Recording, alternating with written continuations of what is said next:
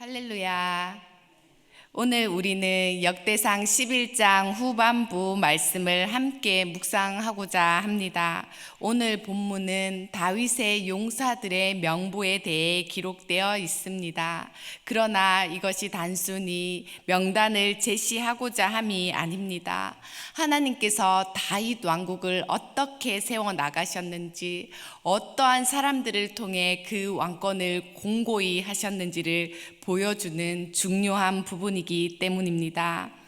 포로기 이후 이스라엘 백성은 무너진 나라를 재건하며 정체성을 회복해야만 했습니다. 그래서 역대기 기자는 이스라엘이 어떤 뿌리를 가졌는지를 되새기고자 했습니다. 그래서 이러한 배경을 이해하고 오늘 말씀을 다윗 왕국뿐만 아니라 하나님 나라에서 어떠한 사람을 통해 그 나라를 세워 가시는지를 살펴보고 함께 은혜를 나누고자 합니다.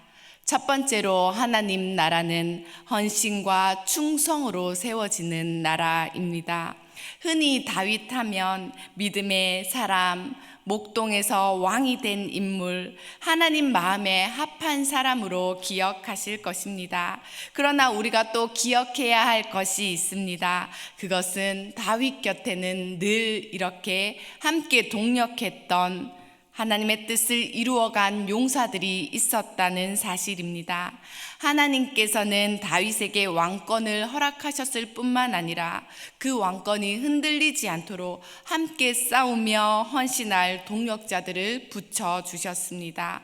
본문 20절에서 25절까지는 둘째 세 명장으로 불리는 아비새와 분하야의 이야기를 중심으로 전개됩니다.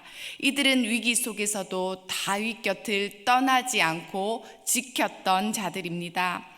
첫 번째 아비새는 요압의 동생으로서 다윗이 블레셋과의 전투에서 지쳐 쓰러질 때 다윗을 도와 대적을 쳐 죽이고 다윗의 생명을 구했으며 창 하나로 300명을 무찌른 전공을 가진 사람이었습니다. 그는 다윗이 광야에서 도피하던 시절부터 말년에 이르기까지 항상 다윗 곁을 지키며 왕의 생명을 보호했던 충직한 전쟁 용사였습니다. 다윗을 저주하던 시므이를 죽이고자 했던 자도 사울을 몰래 칠 기회가 왔을 때 치자고 했던 자도 모두 이 아비새였습니다. 이런 행동은 거칠고 성미 급해 보일 수 있지만 이것은 모두 다 왕을 향한 충성심 때문이었습니다. 이 아비새의 마음에는 다윗에게 향한 중심이 있었고 왕을 보호하는 것을 자신의 사명으로 여겼기 때문에 그는 이러한 충성을 다할 수 있었습니다. 아비새는 둘째 명장 중에서 세 명장 중에 가장 뛰어난 우두머리라고 기록하고 있습니다. 두 번째는 여호야다의 아들 분하야입니다. 그는 제사장의 출신, 가문 출신으로 신앙과 더불어 용맹함을 갖춘 뛰어난 장수였습니다. 그는 모압의 영웅 같은 두 사람을 죽였고 눈 오는 날 사자를 싸워서 이겼고 장대한 애국 거인의 창을 빼앗아서 그를 쓰러뜨리는 전공을 세운 인물입니다. 어떻습니까? 모압의 영웅 같은 자들을 죽였고 눈 오는 날 사자를 싸워서 이겼고 장대한 골리앗과 같은 애국 거인을 싸워서 이겼습니다. 불가능한 중에도 그는 절망적인 조건 속에서도 승리하는 자였습니다. 그만큼 용맹했고 힘이 있었습니다. 또한 분하야는 다윗의 시위 대장으로서 이방인으로 구성된 부대를 통솔하며 왕의 신뢰를 얻었습니다. 상비군 제3월의 반장으로서 24,000명을 다스리는 사령관이었습니다. 분하야의 이러한 헌신과 행정적인 실력을 인정받아서 이후의 솔로몬 왕권의 시대에서 중요한 역할을 감당했고 왕권 교체기에도 끝까지 나라의 질서를 세우는 데 이바지했습니다. 하나님은 그 능력을 다윗에게만 주신 것이 아닙니다. 그의 곁에 있는 사람들에게도 동일한 은혜를 주고 계시는 것을 우리는 볼 수 있습니다. 그래서 하나님 나라는 한 사람에 의해서 이루어지는 것이 아니라 함께 세워가는 사람들을 통해서 이루어 가신다는 사실을 알 수 있습니다. 하나님 나라는 이렇게 묵묵히 헌신과 충성을 다하는 이들에 의해 세워지고 확장되어 갑니다. 그리고 하나님의 일은 언제나 이 헌신과 질서 안에서 이루어지는 것입니다. 주님께서는 우리도 예배의 자리로 불러주셨습니다. 봉사의 자리로도 불러주셨습니다. 선교의 자리, 기도의 자리도 우리에게 맡겨주셨습니다. 그러면 이 자리에서 우리가 해야 할 것은 묵묵히 우리에게 맡겨주신 자리에서 믿음으로 충성하는 주의 일꾼이 되는 것일 것입니다. 둘째로 하나님 나라는 함께 이루어가는 나라입니다. 26절부터는 다윗의 용사들의 이름만을 다 기록하고 있는데 그 이름 하나하나를 기록하고 있습니다. 이 사람들이 어떠한 업적을 남겼는지 보다 그저 명단, 이름 그 자체를 남기고 있는데요. 이것이 주는 의미가 무엇이겠습니까?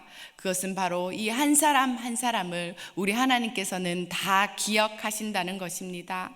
그 이름을 기억하신다는 것은 그가 하나님 나라를 위해 어떠한 헌신을 했는지, 하나님 앞에 그것을 얼마나 귀하게 여기시는지 우리 하나님께서 다 보고 계시고 알고 계신다는 뜻입니다.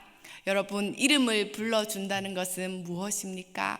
그 이름을 부를 때에는 그 존재 자체를 인정해 준다는 것 아니겠습니까? 하나님께서 집사 누구누구가 아니라 내 이름을 불러주는 것입니다. 권사 누구누구가 아니라 내 이름을 불러주십니다. 왜냐? 하나님은 직분으로 우리를 보지 않으시고 우리 존재 자체를 불러주시고 그 존재 안에 너는 어떠한 헌신을 했고 어떠한 사명을 감당했는지 우리 하나님께서는 다 기억하신다는 것입니다. 그래서 하나님 나라 안에는 우리가 아무리 작다고 여기는 이름이지만 잊혀진 이름은 없습니다. 다윗의 용사들 명단에는 유다 지파로부터 시작하여서 베냐민, 에브라임, 요단 동편, 그리고 심지어 이방 족속의 출신들의 명단까지도 다 포함되어 있습니다. 그들은 출신도 지역도 가문도 모두 다 다른 배경을 가지고 있습니다. 하지만 그들은 한 가지 공통된 목표만을 가지고 헌신했는데 그것이 무엇이겠습니까? 그것은 다윗과 함께 하나님 나라를 세우는 일, 그 목표를 향해 나아간 한 마음을 가진 자들이었습니다. 그렇습니다. 하나님 나라의 일꾼은 출신이나 배경이 중요한 것이 아닙니다. 우리 각자는 다 다른 배경, 삶의 길을 가지고 있지만 우리 모두는 하나님이 부르신 한 공동체라는 사실이 중요한 것입니다. 또한 이 영부에서 중요하게 눈여겨볼 것이 있습니다. 그 이름 가운데 햇사람 우리아의 이름이 등장합니다. 그는 밧세바의 남편이었고 다윗의 죄악과 실수로 인해 무고하게 생명을 잃었던 다윗의 용사였습니다. 하지만 우리아는 그가 죽는 순간까지도 충성을 다했기에 이 다윗의 용사 명부에 오를 수 있었습니다. 역대기 기자는 해석한 눈으로 다윗의 수치를 삭제할 수도 있었을 것입니다. 하지만 왜 이 명록 가운데 있습니까? 그것은 하나님께서는 의로운 자의 충성을 잊지 않으시기 때문입니다. 이러한 의미에서 우리는 하나님 나라의 교회 안에 또 주신 공동체 안에서 다른 사람을 판단할 것이 없다라는 것입니다. 왜냐하면 내가 보기에는 미약한 사람이라 할지라도 하나님 보시기에는 그는 귀한 용사일 수 있기 때문입니다. 우리가 해야 할 일은 한 공동체를 이루면서 서로 사랑하고 위로해주고 존중하고 하나 되어 하나님 나라를 세워가는 일입니다. 함께 하는 것입니다. 사명에는 크고 작은 것이 없습니다. 항종직 선거를 마쳤습니다. 누구는 피택되고 피택되지 아니하고 그 사명에 크고 작음이 없다라는 것입니다. 하나님께서 맡겨주신 그 자리에서 우리가 헌신하고 충성하는 것이 중요합니다. 하나님께서는 우리 이름 그 자체를 보시기 때문입니다. 다윗 곁에 있던 수많은 사람들 중에 오늘 본문의 그 이름에 성경에 기록된 자는 40여 명 뿐입니다. 그들이 능력이 더 뛰어나서 수만 명의 군사들보다 이름이 올라간 것이 아닙니다.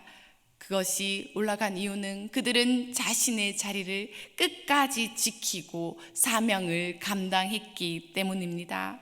누군가는 말씀을 전하고, 누군가는 예배를 준비하고, 누군가는 주일에 봉사와 차량 안내를 하며, 누군가는 교육부서에서 아이들을 가르치고, 누군가는 찬양대로 섬기고, 누군가는 눈물과 기도로서 중보하는 역할을 우리는 다 감당하고 있습니다. 사명만 다를 뿐 그 값어치는 하나님 나라 안에서 동일합니다. 이 명부에는 분하야와 같이 시위 대장까지 있는 사람도 있고, 이 기록된 이름이 없는 자들도 있습니다. 34절과 42절에는 그저 하셈의 아들들 그 추종자 30명이라고만 기록된 부분이 있습니다. 개별적인 이름이 없습니다. 하셈의 아들들의 이름이 기록되어 있지 않고 그 30명이 누구인지 기록되어 있지 않습니다. 그러나 이름이 없다고 할지라도 그들이 또 분명히 하나님 나라의 일꾼이었고 다윗 곁에서 충성을 다한 자들이었습니다. 하나님은 그들 모두의 이름을 귀하게 보셨습니다. 진심으로 충성하는 자, 생명을 걸고 사명을 다 감당하는 자의 이름을 기록하십니다. 그리고 오늘 우리도 주님께서 불러주신 헌신의 자리에서 우리는 존재하지만 무명으로 있을 수 있습니다. 빛은 다른 사람이 가져가고 그림자의 역할로 있기도 합니다. 그때 아쉬우십니까? 그렇지 않습니다. 그러나 하나님은 우리의 모든 이름을 생명책에 기록해 주실 것이기 때문입니다. 기록될 생명책을 기억하시며 우리의 충성된 눈물, 기도, 섬김을 잊지 않고 끝까지 행해 나가시기를 바랍니다. 결론입니다. 하나님은 다윗 한 사람의 능력만으로 그 왕국을 이루지 않으셨습니다. 그 곁에는 충성된 용사들을 세우셔서 함께 나라를 견고하게 세워주셨습니다. 그 이름이 빛나서 쓰임받은 것이 아닙니다. 그 자리를 끝까지 지켰기 때문에 그들은 성경책에 이름을 남길 수 있었습니다. 사랑하는 성도 여러분, 오늘 여러분들이 있는 그 자리가 바로 하나님께서 세우신 자리입니다. 가정에서, 일터에서, 교회에서, 우리나라에서, 그리고 기도하는 그 자리에서 묵묵히 충성을 다하시는 그 헌신을 우리 하나님께서는 보고 계십니다. 다윗의 용사들은 오직 왕을 위해 충성된 자들이었습니다. 우리 역시 내 만족, 내 유익이 아니라 오직 살아계시는 우리 삶의 참된 왕이신 예수 그리스도를 위해 충성해야겠습니다. 새로운 정부가 들어섰습니다. 정치적인 변화가 크던 작던, 지지하는 정권이든 아니든 믿음의 사람은, 믿음의 용사는 여전히 자신의 자리에서 나라를 위해 기도하고 책임 있게 행동하고 말하고 하는 참된 그리스도인이 되어야겠습니다. 이 시대 하나님 나라의 시선으로 이 땅을 품으십시오. 그래서 믿음의 용사들이 되십시오. 그리고 함께 믿음의 길을 같이 걸어갈 동력자들이 있음을 기억하십시오. 오늘도 그들과 함께 기도하고 함께 울고 함께 웃고 함께 싸우며 생명책에 우리의 이름이 기억되는 그날까지 의의 면류관을 위하여 충성되이 나아가시는 주의 복된 주의 용사들이 되시기를 축원드립니다. 이제 주신 말씀을 마음에 새기면서 두 가지 기도 제목으로 합심하여 기도하겠습니다. 첫 번째로 우리가 하나님 나라의 사명을 다하는 주의 용사가 되게 해달라고 기도하겠습니다. 이름도 없이 빛도 없이 섬기는 자리일지라도 하나님만이 아시는 그 자리에서 충성을 다하게 해달라고 기도하겠습니다.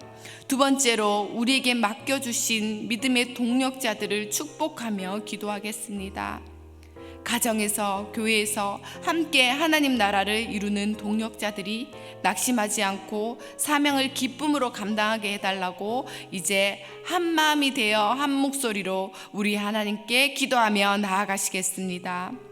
거룩하신 하나님 아버지, 내 이름을 드러내기보다 오직 하나님 뜻을 이루기 위해 맡기신 사명의 자리에서 충성하며 믿음으로 승리하는 우리가 되기를 원합니다. 맡겨주신 상과 사명의 자리에서 묵묵히 섬기는 자로 신실한 주의 용사로 살아갈 수 있도록 역사하여 주시옵소서. 주님 나라 확장을 위해 주께서 쓰시겠다고 하면 기꺼이 우리의 생명까지도 드리는 일꾼이 되게 하여 주시옵소서.